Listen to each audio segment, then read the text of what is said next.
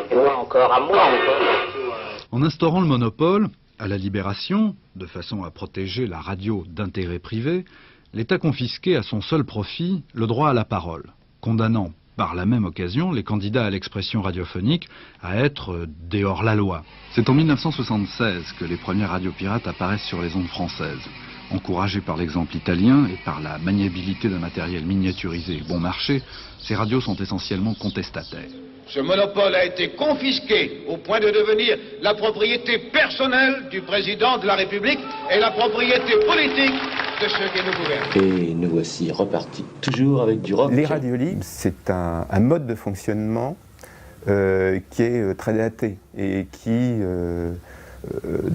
se met en route à partir de 1977 et dure à peu près jusqu'en 81, jusqu'à l'arrivée de la gauche au pouvoir. C'était des radios qui n'étaient pas des radios d'État. Aucune émission n'arrive pas brouillée, il faut chercher, on branche le poste et suivant les jours, il faut qu'on le mette soit dans la salle de bain, soit dans la cuisine, soit sous l'évier, soit dans un placard. Le monopole de radiodiffusion faisait qu'il n'y avait que des radios dépendantes du contrôle public.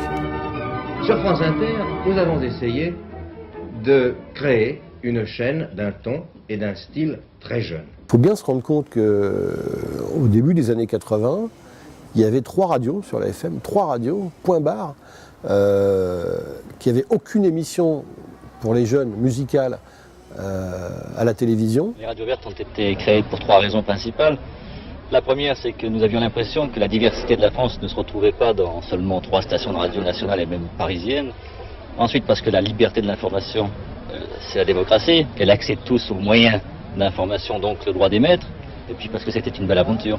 Il y avait une frustration totale. Et oui, il y a plein de gens qui ont d'abord fait des radios pour passer leurs disques, pour dire voilà, écoutez, mes disques sont géniaux. Et c'est une radio, plein de radios sont nées comme ça. Ce sont des médias sur lesquels des groupes plus ou moins organisés pouvaient s'exprimer tout à fait librement, qui plus est dans un cadre extrêmement difficile, qui était celui de la répression. C'est hier soir que la police a décidé d'intervenir contre cette radio pirate qui brave le monopole d'État. Vivant depuis 4 ans dans l'illégalité, cette radio libre, comme une centaine d'autres en France, redoute les perquisitions de la police.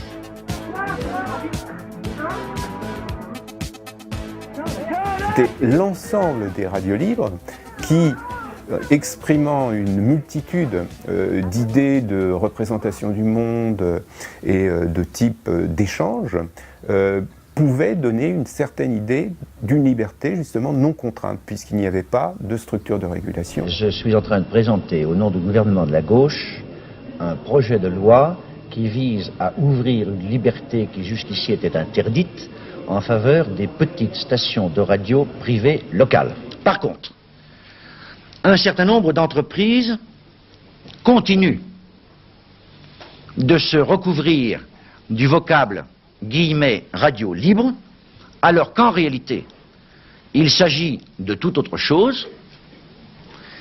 Il s'agit de projets commerciaux, et là, je le dis d'une manière tout aussi nette, ces projets-là ne seront pas acceptés, ni aujourd'hui, ni demain.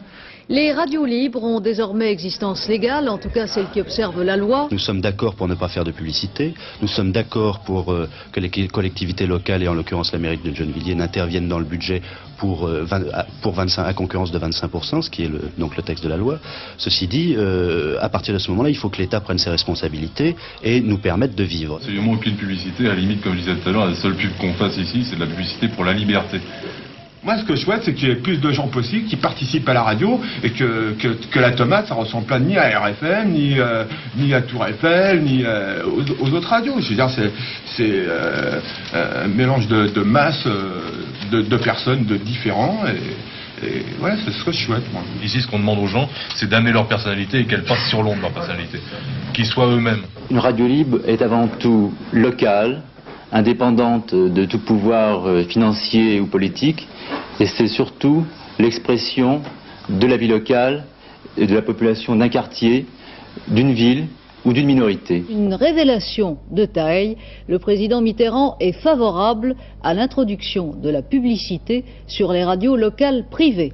Il annonce ainsi un revirement de la politique officielle suivie en la matière depuis 3 ans, depuis la légalisation des radios privées, reconnaissant ainsi, selon ses propres termes, que la liberté accordée à ces radios reste pour beaucoup une espérance plus qu'une réalité, puisque nombre d'entre elles n'ont pas les moyens de survivre.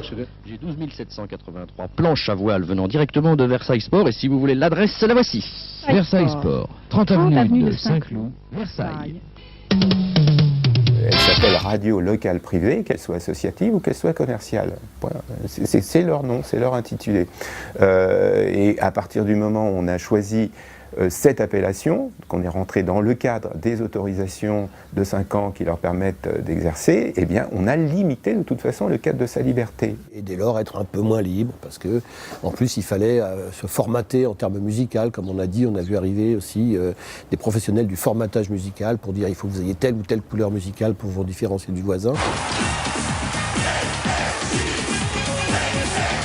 C'est un modèle qui fait ses preuves économiquement, voilà ce qu'on peut dire. Sinon, je ne suis pas certain que ce soit le meilleur modèle pour ce qui est de l'enrichissement des cultures et des gens, et de l'information également. Le média idéal serait un média qui n'aurait pas de pérennité, qui serait un média ponctuel, créé du fait du besoin d'un collectif d'individus de s'exprimer à un moment donné, et non pas dans le but de pérenniser ces activités dans un cadre bien défini. Vous vous moquez de nos clients, Gerbert. Ah ouais, les clients, les marchands du temple, hein. Vous n'avez pas à discuter, je vous ordonne de couper ça. Je vous emmerde. Et je vous fous à la porte. Je vous ai préparé une petite lettre d'adieu. Une lettre d'adieu radiophonique, évidemment. Tu peux envoyer. Plantier, vous êtes un con. Vous me trouvez grossier, et moi, mon cher ami, je vous trouve vulgaire. Arrêtez-moi ça, vous! Vous ne comprenez pas. Je vais vous expliquer. Si tu veux, bon, fallait que je te le dise à toi, enfin, particulièrement à toi, parce que tu dois te dire encore pourquoi, mais... Non, je me dis pas pourquoi, je m'en fous. Un média libre, c'est un média sur lequel, dont l'antenne, qui aurait par exemple une finalité d'expression de la parole adolescente, pourrait être détournée à tout moment par des personnes beaucoup plus âgées pour s'exprimer sur des questions politiques, sociales, et voilà, pour s'exprimer en toute liberté. Alors ces dérapages radio, à qui la faute? Les animateurs à qui on donne des cartes blanches et qui en définitive font peut-être ce qu'ils peuvent, ou la direction de ces radios qui semble exploiter à fond le marketing d'une insolence par définition difficile à maîtriser? Mais il ne faudrait pas que la chasse au public écrase un mouvement né d'un formidable besoin de communication. Besoin d'autant plus fort qu'il a été réprimé très longtemps. La situation est relativement figée depuis les années 90, depuis la fin des années 80, avec justement des médias qui se sont conformés les uns les autres et qui ont évacué en particulier les tentatives de médias libres telles qu'il pouvait y en avoir dans les années 80. Et moi encore, à moi encore.